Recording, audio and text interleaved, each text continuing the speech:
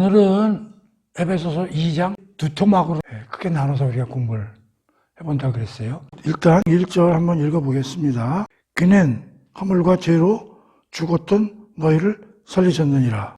갑자기 2장 1절에서 허물과 죄로 죽었던 너희를 살리셨도다, 그런 말이 나와요. 그래서 그 1장하고 2장하고 이게 어떻게 연결이 어떻게 되는가 살펴봐야 될 것 같아요. 사실 1장하고 2장은 그 연결이 좀 돼 있거든요. 1장 내용하고 2장 내용이 아주 분리돼서 나오는 게 아니고 1장과 2장은 나름대로 연결이 돼 있다. 그러면은 2장과 1장은 어떻게 연결이 돼 있는 건가? 그걸 잘 한번 살펴볼게요. 우선 1장이 두 토목으로 되어 있다고 그랬어요. 그래서 우리가 1장을 한번 리뷰를 해볼게요.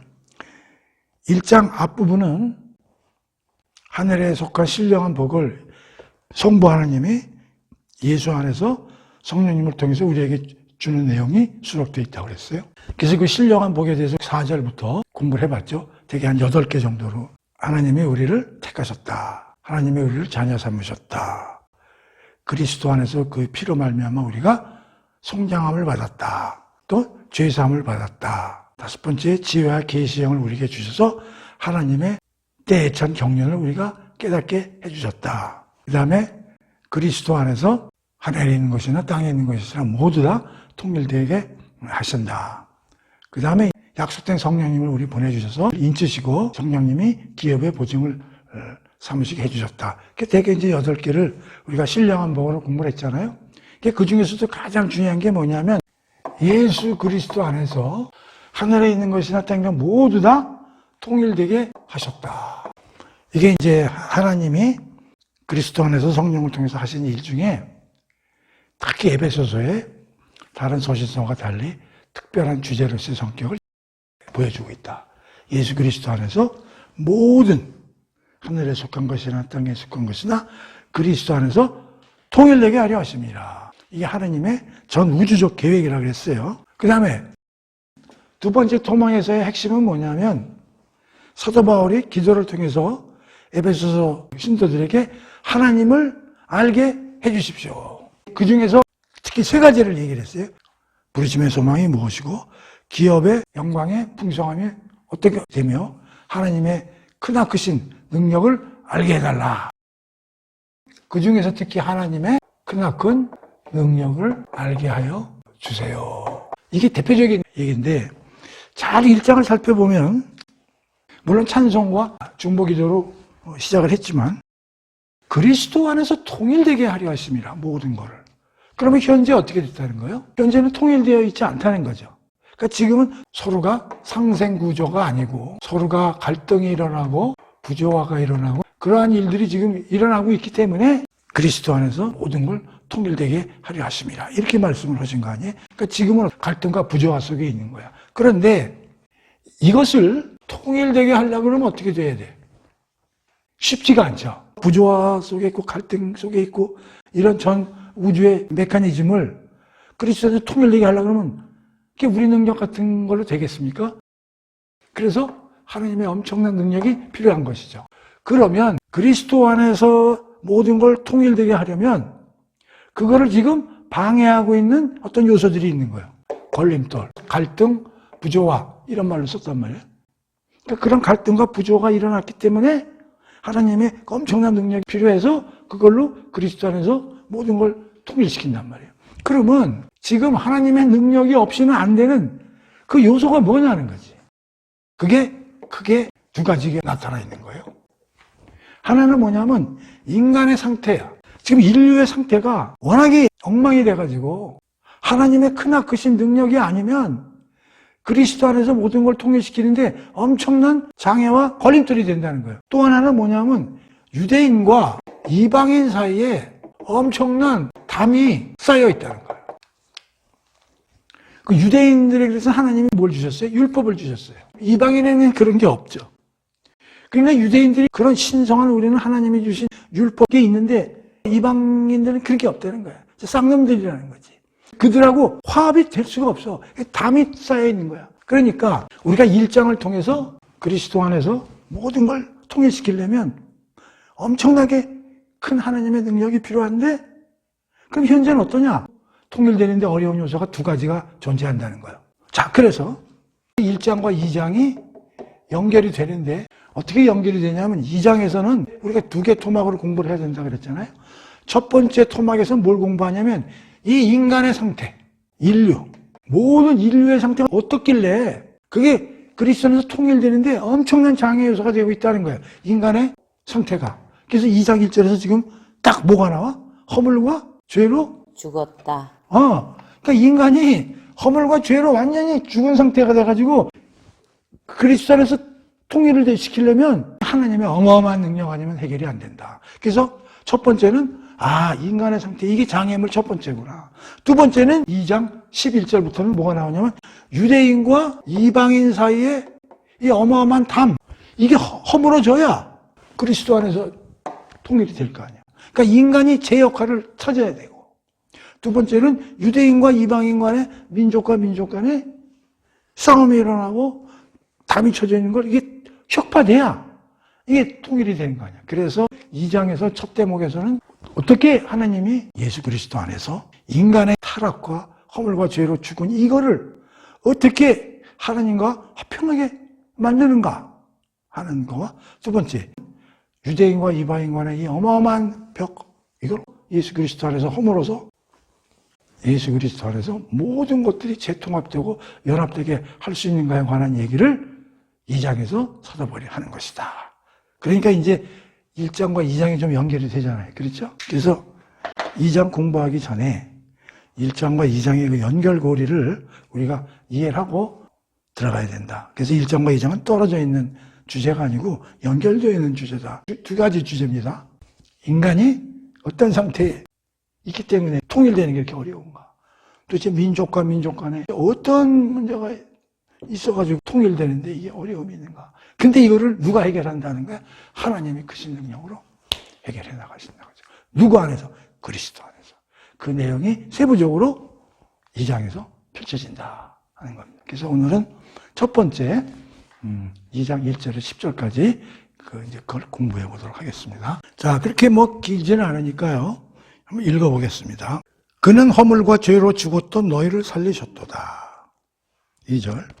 그때 너희는 그 가운데서 행하여 이 세상 풍조를 따르고 공중의 권세 잡은 자들을 따랐으니 곧 지금 불순종의 아들들 가운데서 역사하는 영이라. 3절. 전에는 우리도 다 그 가운데서 우리 육체의 욕심을 따라 지내며 육체와 마음이 원하는 것을 하여 다른 이들과 같이 본질상 진노의 자녀이었더니. 4절. 긍휼이 풍성하신 하나님이 우리를 사랑하신 그 큰 사랑으로 인하여 허물로 죽은 우리를 그리스도와 함께 살리셨고. 6절. 또 함께 일으키사 그리스도 예수 안에서 함께 하늘에 앉히시니. 7절. 이는 그리스도 예수 안에서 우리에게 자비하심으로써 그 은혜의 지극히 풍성함을 오는 여러 시대에 나타내려 하심이라. 8절. 너희는 그 은혜에 의하여 믿음으로 말미암아 구원을 받았으니 이것은 너희에게서 난 것이 아니요 하나님의 선물이라. 9절. 행위에서 난 것이 아니니 이는 누구든지 자랑하지 못하게 함이라. 10절. 우리는 그가 만드신 바라 그리스도 예수 안에서 선한 일을 위하여 지으심을 받은 자니 이 일은 하나님이 전에 예비하사 우리로 그 가운데서 행하게 하려 하심이니라. 여기까지. 우선 10절까지를 간단하게 요약을 해놓고 거기에 대해서 하나하나 우리가 살펴보도록 하겠습니다. 1절에서 3절인데요. 1절에서 3절까지는 뭐냐면 우리의 상태에 대해서 기술되어 있습니다. 하나님이 능력으로 개입하지 않으실 때, 그럼 우리는 어떤 상태에 있는가를 기술하는 거예요. 첫 번째 보면 2절에서 허물과 죄로 죽은 상태에 있었다는 거예요. 자, 두 번째는 그래서 그때는 어떤 일들을 행했냐 하면 세상 풍조를 따라서 살았다는 거예요. 그 다음에 두 번째는 공중의 권세 잡은 자를 따랐으니 공중의 권세 잡은 자들에게 눌려가지고 그들이 시킨 대로 따라가셔야 되는 거예요. 그 다음에 3절에 보면 육체의 욕심을 따라 우리가 육체의 욕심대로 살았다는 거죠. 그래서 하나님의 진노의 자녀가 될 수밖에 없었다. 이 1절에서 10절까지를 일단 요약을 해놓고 전체적으로 읽으면서 좀 깊이 있게 얘기를 해볼게요. 자, 뭐라고요? 1절에서 3절은 우리의 상태. 우리 인류가 어떤 상태에 있었는가? 허물과 죄로 죽었었다는 거예요. 그래서 세상 풍조에 따라서 살았다는 거예요. 그 다음에 공중의 권세 잡은 자를 쫓아다녔다는 거예요. 그리고 육체의 욕심대로 막 살아갔다는 거예요. 그래서 모두가 다 하나님의 본질상 진노의 자녀가 될 수밖에 없었다는 거죠. 이게 1절에서 3절까지죠. 그런데 여기서 대반전이 나오는 거예요. 4절에서 7절까지. 우리 개역개정이나 우리 성경에는 접속사가 없는데 다른 성경에는 그러나라는 접속사가 들어가 있어요. 그러나 대반전이 일어나. 하나님이 그 큰 능력으로 우리를 구원하시는 일을 하셨다는 거예요. 그래서 어떻게 우리를 구원하셨는지가 4절에서 7절까지. 긍휼이 풍성하신 하나님이 우리를 사랑하신 그 큰 사랑으로 인하여 허물로 죽은 그리스도와 함께 살리셨다. 그 다음 줄에 보면 우리를 일으키셨다는 거예요. 또 우리를 하늘에 앉히셨다는 거예요. 여기서 함께가 중요하죠. 하나님이 우리를 예수 그리스도와 함께 죽은 걸 살렸다는 거예요. 그리고 일으키셨다는 거예요. 그리고 하나님 우측 부재에 앉히셨다는 거예요. 그게 4절, 7절까지. 하나님이 이 일을 하셨다는 거죠. 대반전이 일어나는 거죠. 7절. 이는 그리스도 예수 안에서 우리에게 자비하심으로써 그 은혜의 지극히 풍성함을 따라 온 세대에게 나타내려 하심이라. 이건 살짝 넘어가고. 자, 그 다음에 8절부터 10절까지. 그래서 너희는 은혜의 믿음으로 말미암아 구원을 받았으니, 그러니까 우리를 어떻게 구원을 받았냐? 하나님의 은혜로 인한 믿음을 통해서 우리가 구원을 받았다는 거예요. 그러니까 구원의 방법이죠. 믿음으로 인한 은혜에 의해서 우리가 구원을 받게 됐다는 거예요. 이것은 너희에게서 난 것이 아니요 하나님의 선물이라. 그러면서 이것은 우리 능력과는 아무 관계가 없고 이건 하나님의 선물로 구원을 받게 되는 것이다. 그 다음에 행위에서 난 것이 아니니 이는 누구든지 자랑하지 못하게 함이라. 우리는 그가 만드신 바라 그리스도 예수 안에서 선한 일을 하기 위해 지으심을 받았으니. 우리는 그래서 하나님이 지으신 창조물이라는 거예요. 그래서 우리는 어떻게 살아야 되냐면 예수 안에서 선한 일을 하도록 우리는 지음받은 사람이다. 아주 내용은 간단합니다. 우리는 어떤 상태에 있었느냐? 부조와 통일이 안 되는 거예요. 첫 번째 장애물이 막 인간의 상태가 아주 엉망진창해야 되는 거지. 허물과 죄로 죽어 있었다는 거예요. 세상만 쫓아다녔다는 거예요. 그래서 공중의 권세 잡은 자라는 거는 사탄 마귀를 쫓아다녔다는 거예요. 그리고 우리 마음에서 그냥 욕심과 탐심으로 그냥 모든 걸 생활을 했다는 거예요. 그래서 모든 사람이 다 하나님의 진노의 자녀가 될 수밖에 없었다는 거예요. 그러니 이 문제를 어떻게 해? 해결해야 될 거 아니에요. 그렇죠? 하나님이 해결하신다는 거예요. 어떻게? 예수 그리스도와 함께 이런 인간을 살려고 일으키시고 하늘의 보좌에 앉히셔놨다는 거죠. 누구와 함께? 예수 그리스도와 함께. 그래서 우리는 은혜로 인한 믿음이라는 방법을 통해서 우리가 구원을 얻게 됐다. 그것은 우리의 능력과는 아무 관계없이 이건 하나님이 주신 은혜의 선물이다.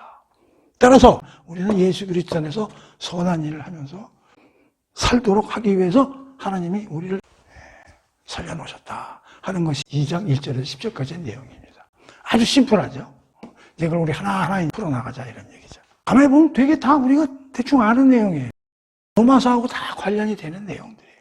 여기 보면 우리의 상태, 허물과 죄로 죽었다, 세상 풍조를 따르고 공중의 권세 잡은 자를 눌려 살고 육체 욕심대로 살아서 우리가 진노의 자녀였다. 이건 로마서에 어디에 있냐면 1장 21절에서 3장 23절까지 우리 공부했던 내용들. 조금 유사하게 뉘앙스가 다르고 하지만 기본적인 주제는 같은 거예요.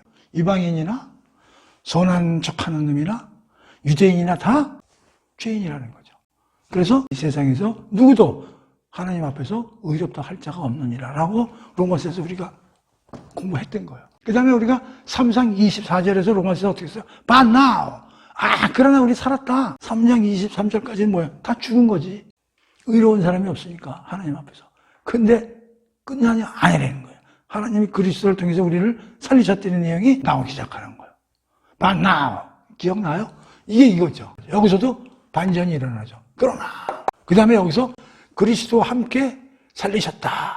그래서 이거를 우리가 그리스도와 함께 세례받은 줄 모르느냐, 이 얘기를 또 로마서 6장에서 나오고 있는 거고, 또 로마서 5장 12절부터 그리스도와 연합에 관한 걸 가지고 또 공부를 했던 거고요. 그러니까 로마서도 사도 바울이 쓰고 에베소서도 사도 바울이 쓴 거거든요. 그 내용이 비슷비슷할 수밖에 없어요, 주제는.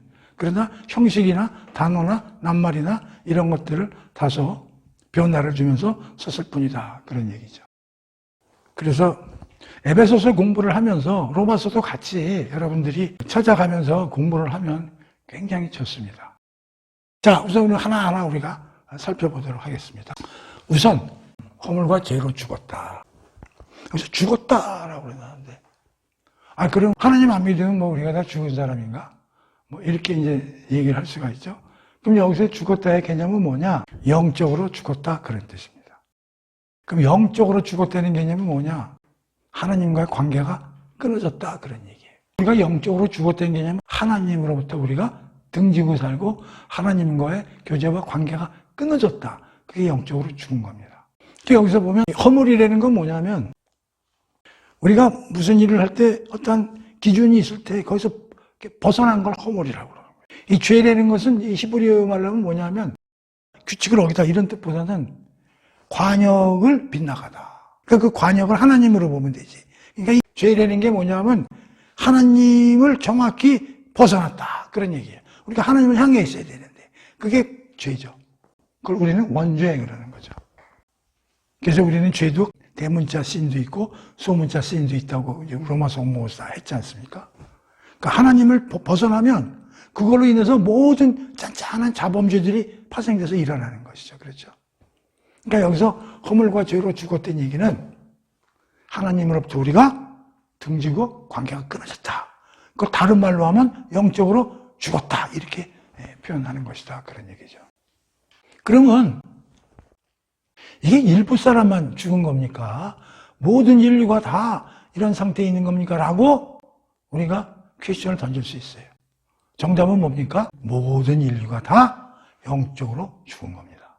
근데 보통 안 믿거나 교회 안 다니는 사람들은 들으면은 모든 사람이 다 영적으로 다 죽었단 말이야. 그게 말이 돼. 그래서 이 죽었다는 개념에 대해서도 상당히 신학적으로 논쟁이 많이 일어난 거죠.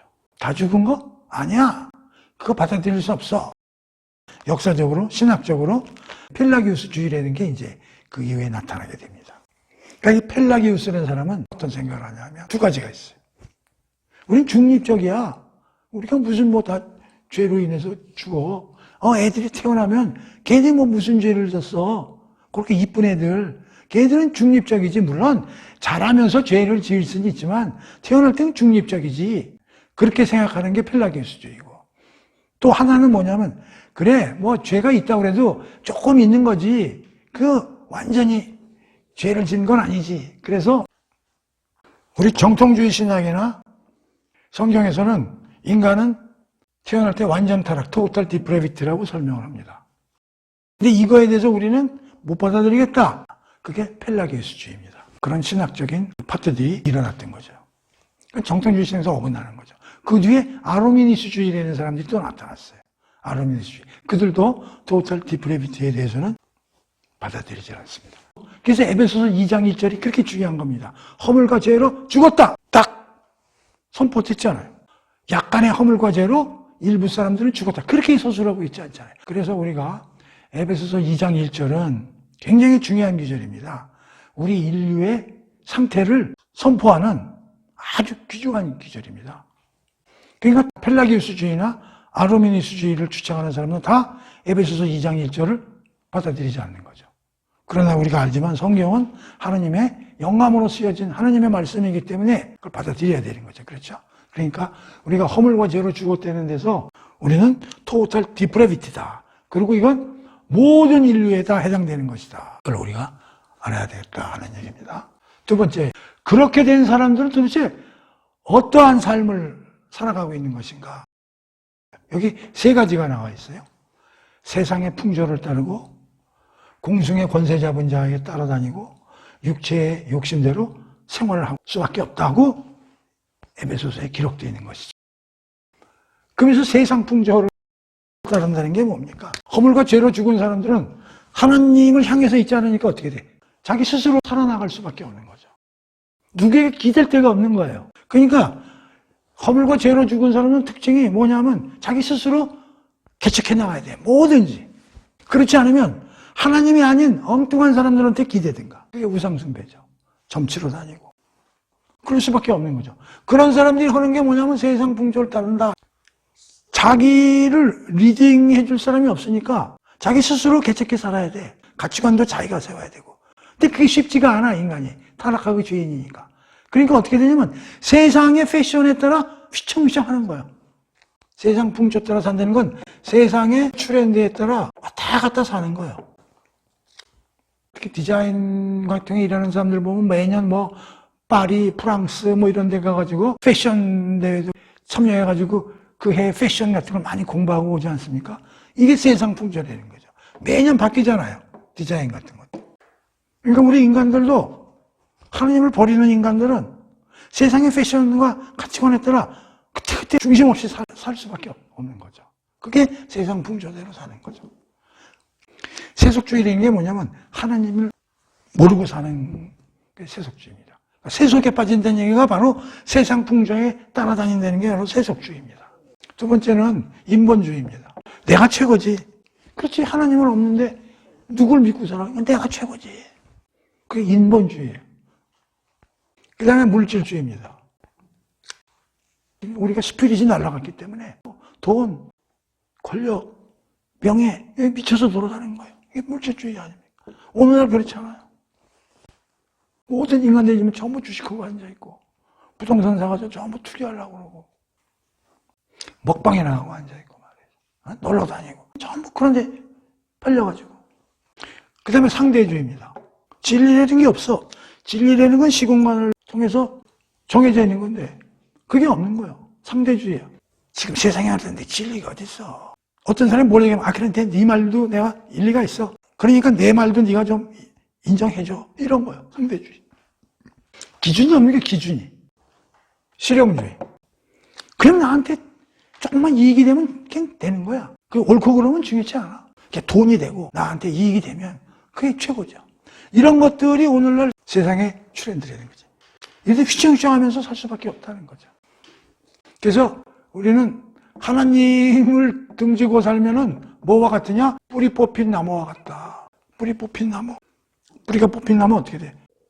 아직 그 가지에 수분이 있을 때는 살아있는 것 같은데 점점 말라 죽어가는 거란 말이에요. 그렇죠? 이게 세상 풍조라는 개념이란 말이에요. 그 성경에서 이렇게 얘기하는 거예요. 과거에 우리가 이렇게 살고 있었구나.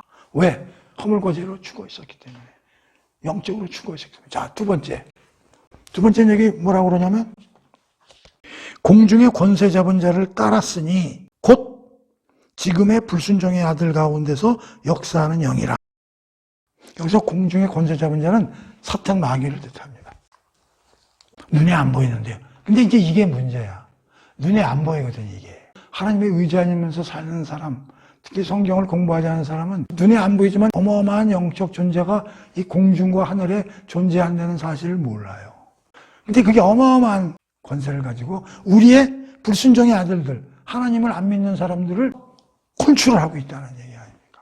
근데 우린 그걸 몰라. 그래서 우리가 창세기 공부를 1장에서 11장까지 해야 된다는 얘기가 바로 우리가 네피림 사건이나 이런 걸 볼 때 눈이 안 보이는 영적인 존재가 존재하는 거예요. 하나님을 배반하고 하나님이 하시는 일을 항상 반대로 걸고 넘어지는 눈이 안 보이는 영적인 존재가 존재한다는 거예요. 그걸 우리는 여기서 공중의 권세 잡은 자라고 여기에 쓰이는 거죠. 그러니까 사탄과 마귀가 존재하고 그들이 가만히 있는 게 아니라 하나님을 떠난 사람들을 컨트롤한다는 거예요. 자, 그래서 허물과 죄로 죽은 사람들의 세 번째 특징이 뭐냐면 육체의 욕심을 따라 지내며 육체와 마음에 원하는 것을 다 하고 다니는 거죠. 절제를 못한다는 거죠. 컨트롤이 안 되는 거죠. 육체의 욕심대로 살아간다는 거죠. 우리 몸은 세 가지로 되어 있다고 그랬죠. 영, 혼, 몸. 근데 우리가 영이 죽었어. 그럼 혼하고 몸밖에 안 남아. 그래서 저는 하나님의 자녀들은 영혼이라는 말을 쓰지만 안 다니는 사람한테는 영혼이라는 말을 쓰면 안 된다고 생각하는 사람이에요. 영혼이라는 말을 저는 이렇게 생각하는 거지. 영혼이라는 건 뭐냐면 스피릿이 소울과 바디를 컨트롤 했을 때 그게 영혼이 살아있는 거거든. 근데 우리 영이 죽었으니까 어떻게 돼? 몸하고 혼밖에 없어. 그런데 이 혼이라는 것도 상당히 중요한 정신적인 에어리어인데 이것도 몸에 의해서 귀속을 받는 거예요. 영에 의해서 귀속을 받는 게 아니라. 그래서 나는 이걸 갖다가 육혼 이렇게 많이 불러요. 저 혼자 쓰는 단어입니다. 그러니까 영혼의 반대를 난 육혼 이렇게 부르는 사람이에요. 육혼. 영이 죽은 사람은 몸이 혼을 리딩해. 그래서 육혼이라고 그러는 거예요. 육혼. 성경에서 로마서나 이런 데서는 육신이라는 단어를 표현을 하는데 육신이라는 단어는 뭐냐면 제대로 된 하나님을 아는 영에 의해서 우리가 컨트롤 받는 전 인격체가 아니라 그것이 없이 거듭나지 못하고 그저 여기 나온 대로 육체의 욕심대로 살아가는 사람을 육신적인 사람이다. 이렇게 설명을 하는 거예요. 그 어떤 사람들은 그렇게 그럼 전부 절제하고 살려는 얘기냐? 그건 아니에요. 우리 인간이 가지고 있는 본능이 몇 개 있죠. 성욕, 수욕, 식욕 뭐 이런 것들은 본능적으로 가지고 있는 거예요. 그건 나쁜 게 아니죠. 중립적인 거예요. 근데 그게 과할 때 문제가 생겨요. 성욕, 그건 가정을 가지고 부부간에 일부 일처제를 통해서 활용하면 되는 거예요. 근데 그게 옆으로 삐져나갈 때 문제가 생긴단 말이에요. 수욕도 졸리면 자야죠. 근데 맨날 잠만 자면 일은 안 하고 그 문제가 있는 거예요. 식욕도 적당히 먹으면 되는데 요새 먹방 보세요. 무지하게 먹어내면 과식을 하고 이렇게 되면 그게 문제라는 거죠. 그러니까 본능이라는 거는 좋은 거예요. 근데 그걸 오버했을 때 문제가 생기는 거지. 욕심은 이제 마음에서 생기는 건데 어떤 사람이 이런 얘기를 해. 내가 그 얘기를 듣고 그렇듯하다. 하나님을 등지고 살면은 자기 혼자 모든 걸 해결해야 되니까 모든 게 모자라는 거야. 부족해. 그러니까 더 채우고 싶은 거야. 그 갈망이 있는 거야. 욕심이 나는 거야. 근데 그걸 채우려면 남들이 다 경쟁 상태고 다 나하고 트러블 메이커고 그래서 이렇게 얘기를 하더라고. 참 재미난 얘기를 하는데 물이 이렇게 흐르는데 여기 이렇게 웅덩이가 빠졌어. 그럼 여기서 물이 막 오다가 물이 여기로 갈 수 있나요? 웅덩이를 반드시 들어가야 돼. 그래서 이게 채워질 때까지 일로 못 와.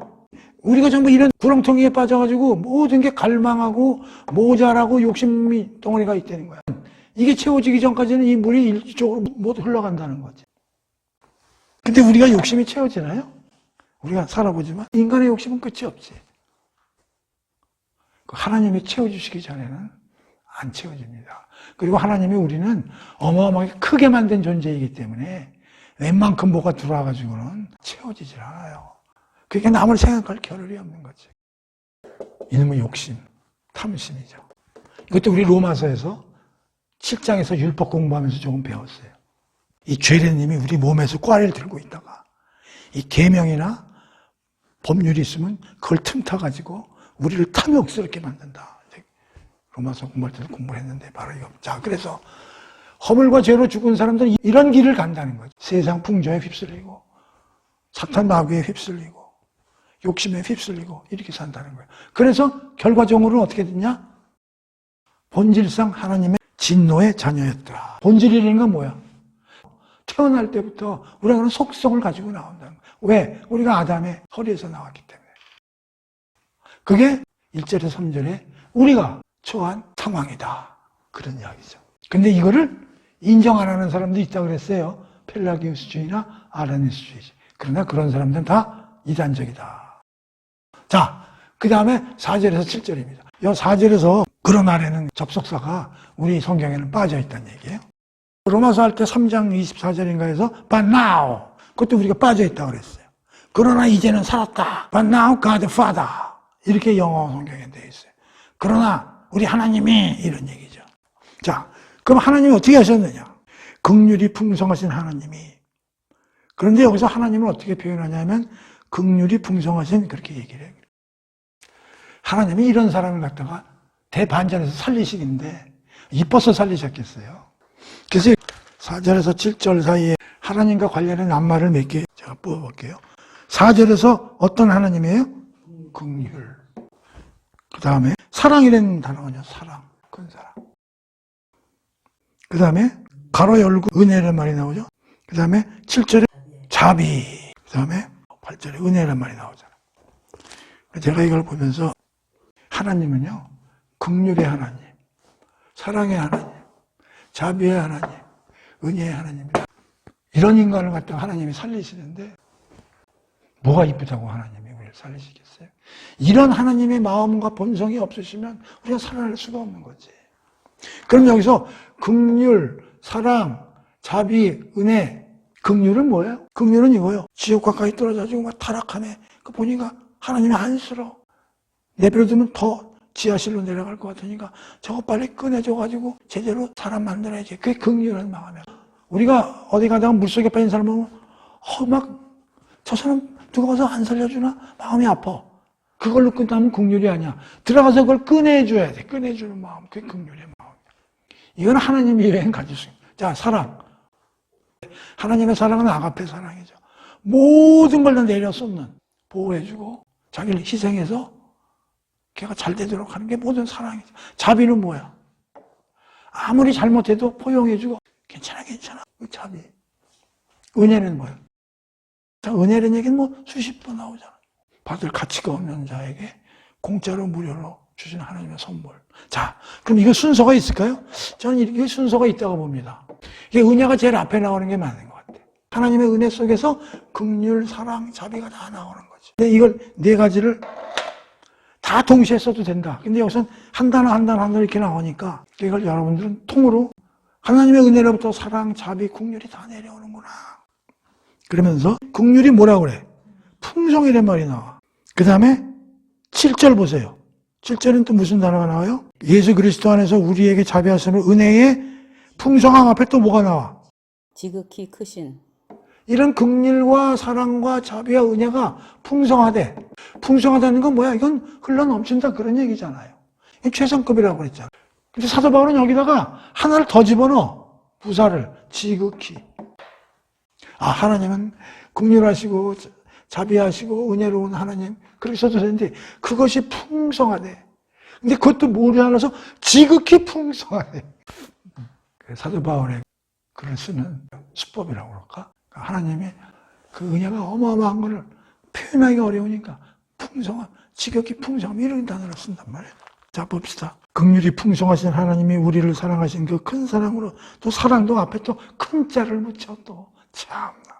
허물로 죽은 우리를 그리스도와 함께 살리셨고, 자, 세 개 단어가 나오죠. 함께 살리시고, 일으키시고, 앉히셨다. 그렇죠? 동사가 세 개 나와. 살리고, 일으켰고, 앉히셨다. 근데 앞에마다 다 뭐가 들어가? 함께라는 말이 들어가잖아. 함께. 이게 어마어마한 얘기라고 그래요. 함께. 지난 시간에 공부를 했나요? 그리스도 하면 세 가지 낱말을 생각하자 그랬죠? 그리스도로 말미암아 그리스도 안에서 그리스도를 본받아. 첫 번째 그리스도 안에서. 그리스도 안에서 또 다시 표현하면 그리스도와 연합되어 있다. 다른 말로 하면 그리스도와 함께. 그러니까 여기서 살리고 일으키고 하나님이 앉히심도 중요한데 함께가 핵심이야. 함께. 하나님이 아무리 큰 능력으로 일을 하셔도 우리를 예수 그리스도 안에서 집어넣지 않으면 우리한테 효과가 안 미친다니까.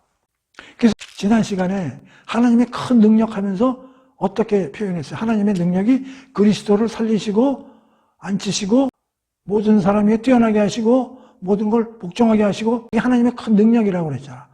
그런데 똑같은 말을 쓰는데 함께.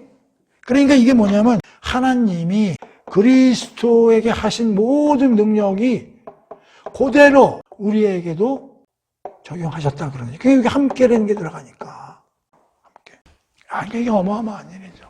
그러니까 예수님과 우리는 한 몸이라는 게 연합되어 있다는 거지. 그럼 누가 그렇게 연합해서? 성령 하나님이 일을 하셔서 우리를 예수와 한 묶음으로 묶어놓으셨다는 얘기죠. 그러느니 어떻게 돼? 그리스도 안에서 하나님이 하신 능력이 모두 우리를 위해서 하신 능력하고 똑같아지는 거예요. 이게 신비 중에 신비죠. 저는 하나님이 하신 구원사역 중에 예지, 성화, 견인, 영화, 칭의 그런 게 있지만 제일 신비로운 게 연합입니다. 연합이 안 돼 있으면 아무것도 안 돼요. 자, 그래서 연합해서 살리셨다는 거죠. 살렸다. 또 어마어마한 내용이죠. 사망에서 살린 거죠. 이거 그냥 죽음 사망에서만 살렸다는 이해해도 되지만 조금 부족한 면이 있어요. 우리는 예수 그리스도 안에서 살아났는데 죽은 데서 살리신 다음에 일으키셨다. 죽은 사람은 누워 있었겠죠. 누워 있는 거를 살아나면 일어나겠지. 일어났다는 개념은 뭐예요? 온전히 생활을 할 수 있게 일으켰다는 얘기는. 중환자실에서 여러 개 치료를 해가지고 일반 병실로 바꿔. 그럼 일반 병실에서는 이제 좀 나아진 거 아니에요? 살아났다고 보는 거지. 그렇죠? 그렇다고 그 사람 뛰어다니는 건 아니잖아. 아직 좀 몸보양을 더 해야지. 그럼 일으키셨다는 얘기는 뭐냐면 살려놓고 제대로 활동력 있게 생활을 할 수 있고 뛰어다닐 수 있다는 그런 개념이라고 본다면 우리를 살려서 일으키셨다를 보면 제가 항상 주장하는 게 뭐냐면 5가지를 우리는 머릿속에 외워야 되죠. 뭐냐? 죄와 이 사망, 3, 사탄, 마귀, 4, 율법, 5, 하나님의 진노. 여기서 살아난 거예요. 그러니까 우리가 살아났다 그러면 그냥 죽음에서 살아났다 그걸로 끝나면 안 돼. 자, 죽음은 죄의 결과거든. 그러니까 죄에서 우리는 이렇게 섰다는 거예요. 죄에 들려서 살다가 죄의 세력에서 빠져나왔다는 거예요. 사망, 이제 사망에서 생명으로 빠져나왔다는 거예요. 여기 공중의 권세 잡은 자, 그 세력에서 우리 빠져나왔다는 거예요. 그리고 율법, 우리를 짓누르고 뭘 해야만 되는 그런 스트레스에서 빠져나왔다는 거예요. 왜? 예수님이 율법을 완성하셨기 때문에. 그 다음에 하나님의 진노, 여기 하나님의 진노. 하나님 진노에서 빠져나와서 하나님의 은혜 안으로 들어갔다는 거죠. 그러니까 여기서 예수 그리스도 함께라는 게 중요하지만 살리셨다, 일으키셨다는 얘기 뭐냐면 이런 데서 다 빠져나와서 하나님 안에서 영원히 살아나서 하나님 품에서 생명을 가지고 살아가게 됐다 그 얘기예요. 여러분이 꼭 외워야 됩니다. 죄, 사망, 사탄, 율법, 하나님의 진노에서 빠져나온 겁니다. 단순히 생명이 죽은 데 살았다. 그렇게 하시면 안 돼. 이런 분야에서 전부 우리가 엑시트 됐다. 탈출했다. 소속이 바뀌었다. 우리 로마서 얘기하면서 소속이 바뀌었다는 얘기를 많이 했지 않습니까? 죄의 세력에서 벗어났어요. 사망의 권세에서 벗어났어요. 사탄의 권세에서 빠져나왔어요.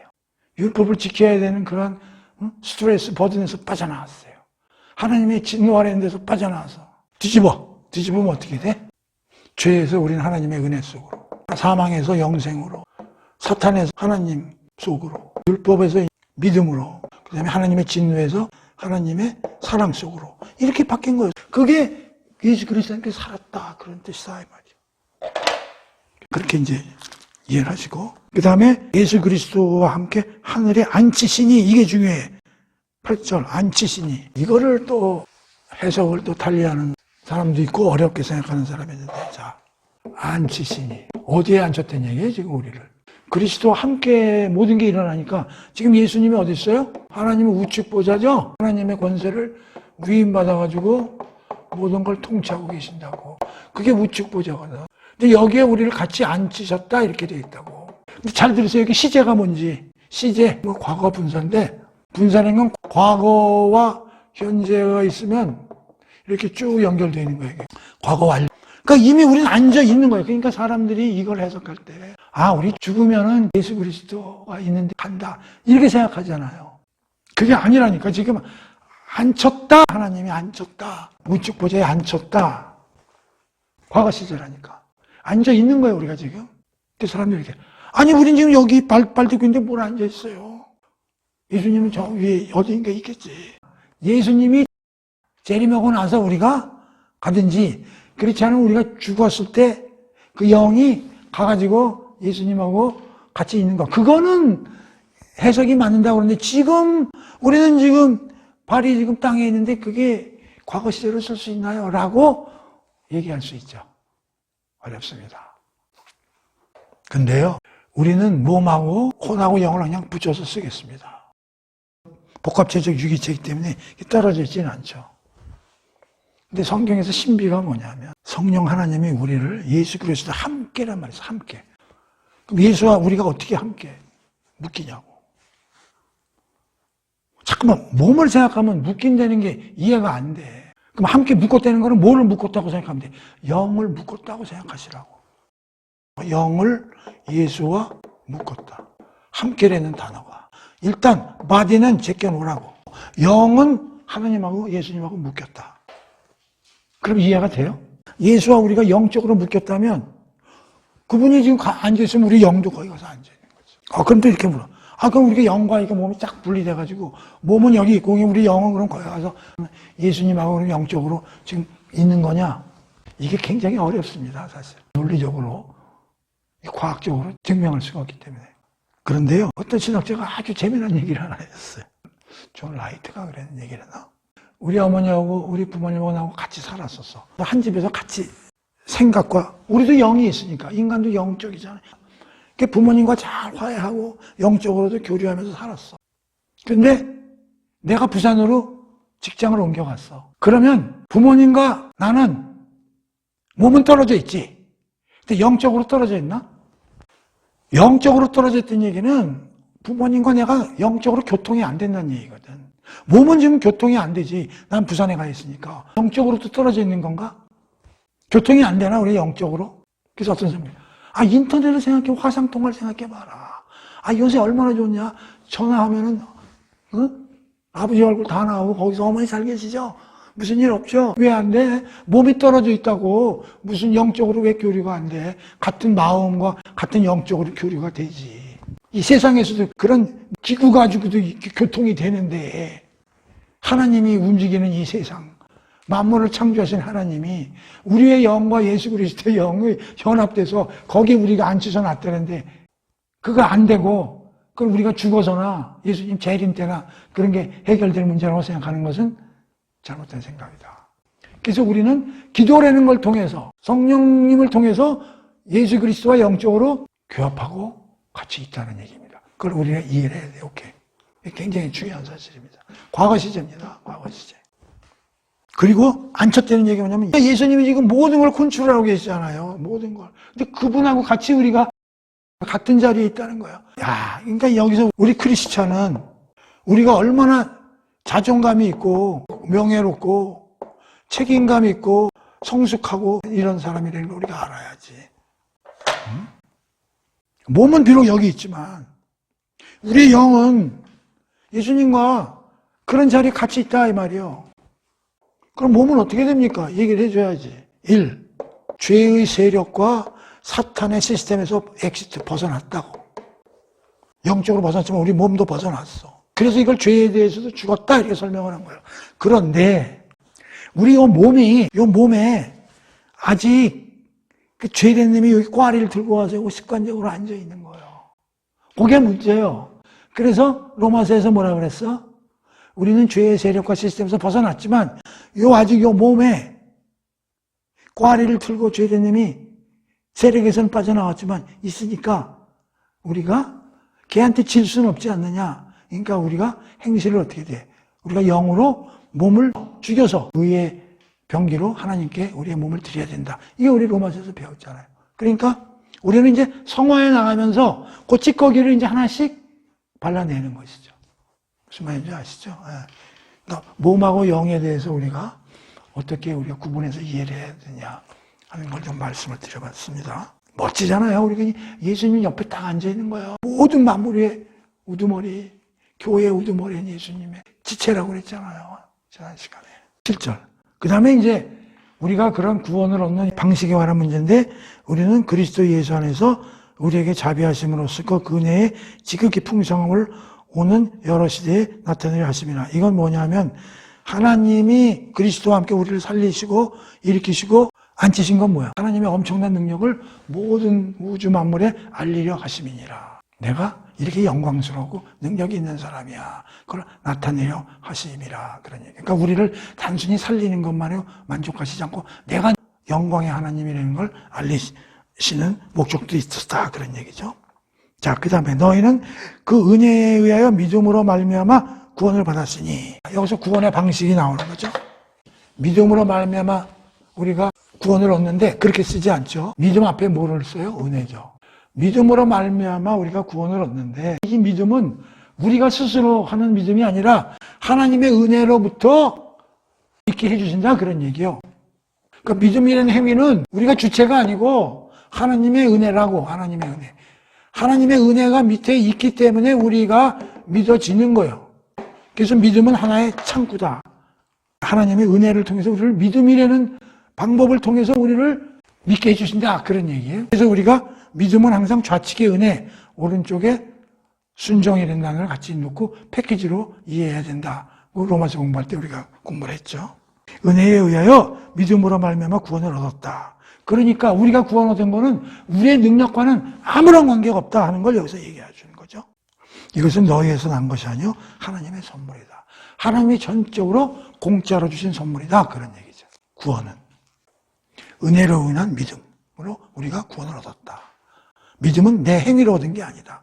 하나님의 은혜로 인해서 하나님이 믿음으로 우리를 끌고 가셔서 믿게 해주신 거다. 그렇게 이해를 해야 되는 거죠. 그래서 이 모든 것은 우리가 한 게 아니라 하나님의 공짜로 주신 선물이다. 9절 행위에서 난 것이 아니다. 이는 누구든지 자랑하지 못하게 함이라. 그러니 누가 자랑할 수 있겠느냐 그런 얘기죠. 자 마지막 절 우리는 그가 만드신 바라 그리스도 예수 안에서 선한 일을 위하여 지으심을 받은 자니 이 일은 하나님이 전에 이미 예비하사 우리로 그 가운데서 행하게 하려 하심이니라. 하나님이 우리를 창조하셨죠. 아담을. 근데 그 이후에는 거듭나게 하시는 거 이것도 창조죠. 어떻게 보면 재창조라고. 새 사람으로 만드신 거죠. 근데 하나님이 여기서 지으셨다 그래서 이걸 영어로 포이에마 이렇게 설명합니다. 포이에마. 하나님이 만드신 대작이다 이런 대작. 큰 작품이다. 맞죠? 하나님이 우리를 당신들의 형상을 따라서 우리를 지으셨잖아요. 그리고 생기를 넣으셔서 생명으로 만들어졌으니까 우리는 하나님이 만드신 작품이라는 게 대작이죠. 마스터피스. 그래서 우리가 보통 대작이라고 표현할 때는 그림이나 음악이나 소설이나 그건 하나님의 영감이 들어가 있을 때 우리가 대작이라고 그러는 거예요. 우리는 하나님이 만드신 포에마, 대작품이라는 거지. 그럼 여기에는 뭐가 들어가 있어요? 하나님의 형상이 들어가 있고 하나님의 영광의 요소가 들어가 있고 하나님의 특성의 DNA가 들어가 있다 이런 얘기죠. 우리한테. 근데 이게 허물과 죄로 인해서 하나님과 끊겼기 때문에 이게 다 없어진 듯 하지만 다시 예수 그리스도와 함께 우리가 살아나서 되살아났다 그런 얘기예요. 그래서 우리 그리스도는 하나님의 형상대로 하나님의 DNA와 영광의 요소가 우리한테 듬뿍 들어있다 말이죠. 그게 얼마나 자존감이 높아야 돼. 그러니까 자존감이 높으니까 어떻게 돼? 명예롭게 살고 책임감 있게 살고 성숙된 인간으로 살아야죠. 그렇죠? 그래서 여기 뭐라고 그래? 그러니 너희들이 선한 일을 위하여 지으심을 받았다. 그래서 선한 일을 하기 위하여 대작품으로 하나님이 만드셨다는 거죠. 그럼 이 선한 일이 뭐예요? 우리가 로마서 배울 때 그랬죠? 롬8 28 하나님이 모든 걸 협력하여 선을 이루신다. 근데 선은 단순하게 좋은 일 그런 뜻이 아니고 하나님이 생각하시는 목적대로 사는 게 선한 일이거든요. 여기서 선한 일의 핵심은 뭐냐면 하나님의 영광입니다. 너희를 선한 일을 하게끔 지으셨다. 뒤집어 말하면 하나님의 영광을 위해서 살라 그런 얘기예요. 그럼 하나님을 영광을 위해서 살라 그러면 어떻게 구체적으로 사는 거냐? 1. 마태복음 5, 6, 7장은 산상수훈에 예수님 말씀하신 대로 사는 삶. 또 예수 그리스도를 닮아서 사는 삶. 하나님이 주신 계명을 어렵게 생각하지 않고 아주 가볍게 생기면서 이걸 다 지키고 사는 삶. 하나님 사랑, 이웃 사랑, 이중 계명을 지키고 사는 삶. 이것이 궁극적인 목적은 하나님의 영광을 위해서 사는 것이다. 그러니까 우리가 선한 일을 위해서 산다는 것은 하나님의 영광을 위해서 살라고 포이에마 대작으로 지어놨었다. 그리고 또 하나 로마서에서 우리 12장 삶의 실천 부분에서 12장 1절에 너의 몸을 하나님이 기뻐하시는 거룩한 산제사로 드려라. 그것이 너희가 드릴 영적 예배니라. 우리 24시간 모두 하는 일을 하나님 사건을 하고 하나님 뜻대로 사는 것이죠. 2번 너희는 이 세대를 본받지 말고 오직 마음을 새롭게 함으로써 변화를 받아 하나님의 선하시고 기뻐하시고 온전하신 뜻이 무엇인지 분별하면서 사는 삶. 그것이 하나님의 영광을 위해서 사는 삶이 되겠죠. 그렇죠? 자, 그래서 오늘 2장 1절에서 10절까지 공부를 좀 해봤어요. 간략하게 요약을 하면요. 우리는 과거에 허물과 죄로 죽었었다. 그래서 세상을 따라 살고 사탄의 세력 하에서 살고 육체의 욕심대로 살았다. 그러나 예수님이 대반전으로 예수 그리스도 안에서 예수를 살리신 그 능력으로 오늘 예수와 함께 살리시고 일으키시고 하늘에 앉혀주셨다. 과거입니다. 그래서 우리의 구원은 우리의 능력이 아닌 하나님이 주신 은혜로 인한 믿음으로 우리가 구원을 받은 것이다. 그래서 우리는 하나님이 지으신 포에마, 메스터피스로서의 우리는 하나님이 지으신 사람이니까 하나님의 DNA, 하나님의 형상이 듬뿍 들어있으니까 하나님의 선한 일을 위해서 살아나가야 되겠다. 그 선한 일은 하나님의 영광을 위해서 사는 삶이다. 그럼 구체적으로 영광을 위해서 사는 삶이 뭐냐? 산상수훈 대로 사는 것. 로마서 12장 1절, 2절대로 사는 것. 계명을 무겁지 않고 가볍게 여기면서 지키면서 사는 것. 자기 부인 및 십자가의 삶을 사는 것. 사랑의 이중계명, 하나님의 사랑, 이웃 사랑을 실천하면서 사는 것. 그런 것들이 선한 삶이고 하나님의 영광을 위해서 사는 삶이다 하는 걸로 1장에서 10장까지가 기록되어 있다. 그래서 오늘은 이걸로 2장 첫 대목을 공부를 하고요. 다음 시간에 나머지 두 번째 대목을 공부하도록 하겠습니다.